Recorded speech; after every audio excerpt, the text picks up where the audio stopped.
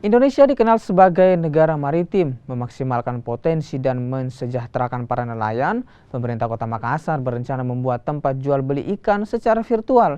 Ini dilakukan untuk mengurangi kerumunan di masa pandemi COVID-19.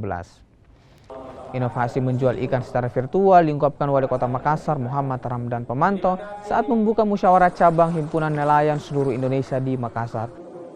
Lelang virtual ke depan dapat menjadi pilihan bagi para nelayan untuk menghindari kerumunan dan penyebaran COVID-19. Aplikasi khusus akan dibuat pemerintah Kota Makassar agar pembeli tidak perlu datang ke lelang untuk membeli ikan. Lelang virtual juga sejalan dengan program kerja HNSI Kota Makassar. Lelang online sebelumnya telah dijalankan secara individu para nelayan dengan memanfaatkan media sosial. Dia tinggal ikut virtualan pagi-pagi dibuka belanja ikan virtual. Nanti pemerintah kota yang fasilitasi. Itu salah satunya. Sehingga ini kan persoalan tatap mukanya saja.